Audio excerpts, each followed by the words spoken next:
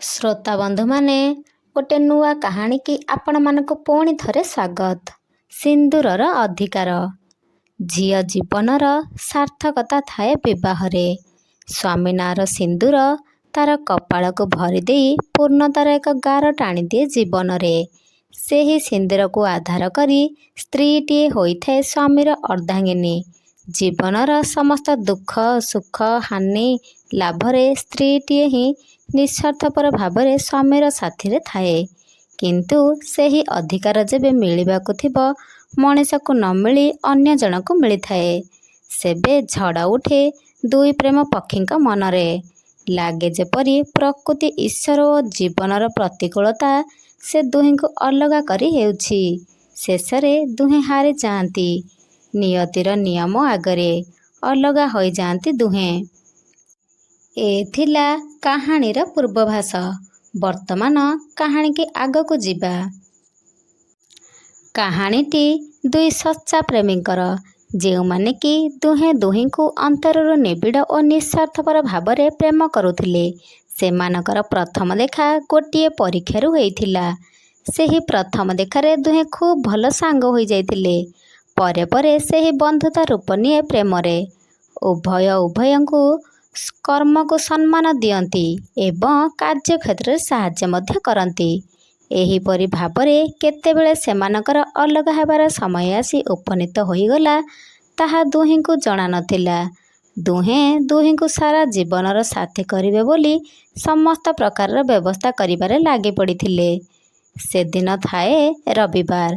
से दुहींकर प्रवेशिका परीक्षा फल प्रकाशितर दिन। दुहें परीक्षारे उत्तीर्ण मध्य हेले। दुहीं को अलगा अलगा रहिबाकु पड़िला।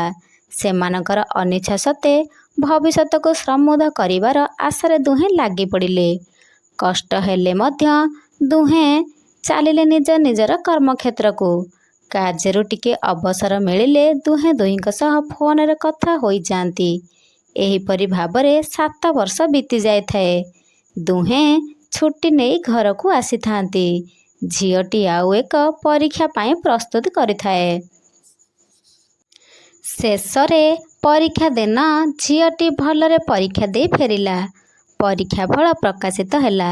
ସୌଭାଗ୍ୟର କଥା ଯେ ଝିଅଟିର ପୋଷ୍ଟିଂ ଆଉ ଏକ ବଡ଼ ସହରରେ ହେଇଥିଲା। ସବୁ କିଛି ଠିକ୍ଠାକ୍ ଚାଲିଥାଏ।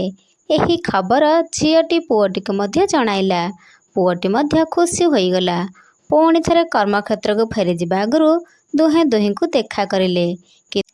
କିନ୍ତୁ ପୁଅଟି ଝିଅର ଆଖିରେ ଆଖି ମିଶାଇ ପାରୁନଥାଏ। କାରଣ ପଚାରିଲେ ଉତ୍ତର ଦିଏ ତୋର ସେହି ଆଖିରେ ବହୁତ ଇମୋସନ ଭରି ହୋଇ ରହିଛି ଯାହାକି ମୋତେ ଅଧୀର କରି ପକାଉଛି।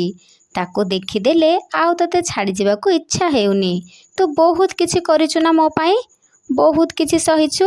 ଜଣେ ପୁଅଟିଏ କେବେ ଏତେ ସହଜରେ କାନ୍ଦି ନଥାଏ। କିନ୍ତୁ ସେଦିନ ସେ ଝିଅଟି ସାମ୍ନାରେ ବହୁତ କାନ୍ଦିଛି କାରଣ ସେ ତାକୁ ସେତିକି ନିଜର ଭାବେ। ଏହିପରି ଭାବରେ ଦୁହେଁ ଘରକୁ ଫେରିଛନ୍ତି। ବ୍ୟାଗ୍ ପ୍ୟାକ୍ କରି ବାହାରିଛନ୍ତି ନିଜ ନିଜର କର୍ମକ୍ଷେତ୍ରକୁ। ସବୁକିଛି ଠିକ୍ଠାକ୍ ଚାଲିଥାଏ। ସମୟ ପାଇଲେ ଦୁହେଁ ଦୁହିଁଙ୍କ ସହ କଥା ହୁଅନ୍ତି। କିନ୍ତୁ ଗୋଟେ ସପ୍ତାହ ହେବ ଝିଅଟି ପୁଅଟିକୁ ଯେତେ କଲ୍ କି ମେସେଜ୍ କଲେ ପୁଅଟିର କିଛି ରେସ୍ପନ୍ସ ନଥାଏ। ମୋବାଇଲ ସୁଇଚ୍ ଅଫ୍ କରିଥାଏ। ଝିଅଟି ବହୁତ ଅଧୈର୍ଯ୍ୟ ହୋଇ ପଡ଼ିଥାଏ। ଠିକ୍ ସପ୍ତାହେ ପରେ ପୁଅଟିର ମୋବାଇଲ ସୁଇଚ୍ ଅନ୍ ହେଲା। ପୁଅଟି ନିଜ ତରଫରୁ ତାକୁ ମେସେଜ୍ କଲା, ଗୋଟେ କଥା କହିବି, ତୁମକୁ କିଛି କହିବାର ଥିଲା, ଲୁଚେଇବାକୁ ଚାହୁଁନି, ମୋର ମ୍ୟାରେଜ୍ ହୋଇଯାଇଛି। ଏସବୁ ଶୁଣି ଝିଅଟି ପାଗଳ ପ୍ରାୟ ହୋଇଯାଇଥାଏ। ସେ ମନେ ମନେ ଭାବୁଥାଏ ଏତେ ଦିନ ପ୍ରେମରେ କୋଉଠି ଉଣା ରହିଗଲା। ସବୁ କଥା ପଚାରି ବୁଝିଲା। ଶେଷରେ ଜଣାପଡ଼ିଲା ପୁଅଟି ସମୟର କାଳଚକ୍ରରେ ଅନ୍ୟ ଝିଅଟିକୁ ବିବାହ କରିଛି। ଘଟଣା କିଛି ଏପରି ଥିଲା। ପୁଅଟି ସେ ଝିଅଟିକୁ ତାର ପ୍ରେମିକ ନିକଟରେ ପହଞ୍ଚାଇବାକୁ ନେଇଥିଲା।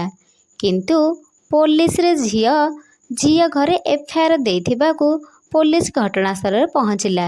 ହେଲେ ସେ ଝିଅର ପ୍ରେମିକ ପୋଲିସକୁ ଦେଖି ଲୁଚି ପଳାଇଲା। ଶେଷରେ ନିଜର ଇଜ୍ଜତ ଓ ଝିଅର ଇଜ୍ଜତ ବଞ୍ଚାଇବାକୁ ଯାଇ ବିବାହ କରିବାକୁ ବାଧ୍ୟ ହେଲା। ପୁଅଟି ଏହିସବୁ ଘଟଣା ପ୍ରଥମେ ନିଜ ଭଲ ପାଉଥିବା ଝିଅଟିକୁ ଜଣାଇଲା।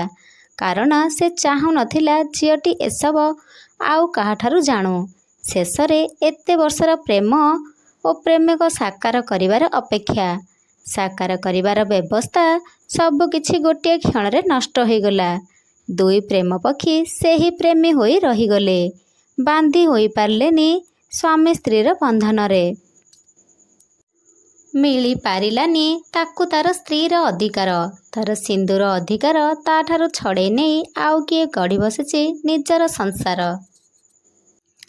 ଶେଷରେ ନିଜ ସିନ୍ଦୁରକୁ ଆଉ କାହାକୁ ଦେଇସାରି ନିଜେ ଆଜି ନିରୁପାୟ। ମନେ ମନେ ବସି ଭାବେ ସିଏ ନଥିଲା ବୋଧେ ସେହି ସିନ୍ଦୁରରେ ତାର ଅଧିକାର। ଆଖି ଓଦା ଓଦା, ମନରେ ବିରହର ଯାତନା ସହି ହୁଏନା କି କହି ହୁଏନା। ହେ ପ୍ରିୟ, ବଞ୍ଚିଥିଲି, ବଞ୍ଚୁଛି ଆଉ ବଞ୍ଚିଥିବି ମଧ୍ୟ ତୁମରି ପାଇଁ। ତୁମ ହାତ ସିନ୍ଦୁର ପିନ୍ଧି ଆଉ କିଏ ସିନା କରିନେଲା ତାକୁ ନିଜର, କିନ୍ତୁ ହୃଦୟରେ ତୁମେ ରହିଛି, ରହିବି। ଅପୂର୍ବ ସ୍ଥାନଟି ଖାଲି ମୋହର। ଶ୍ରୋତାବନ୍ଧୁମାନେ, ଯଦି ମୋ ଓଡ଼ିଆ କାହାଣୀଟି ଆପଣମାନଙ୍କୁ ଭଲ ଲାଗିଥାଏ, ଲାଇକ୍, ସେୟାର ଆଣ୍ଡ ସବସ୍କ୍ରାଇବ୍ କରିବେ। ରହୁଛି। ଜୟ ଜଗନ୍ନାଥ।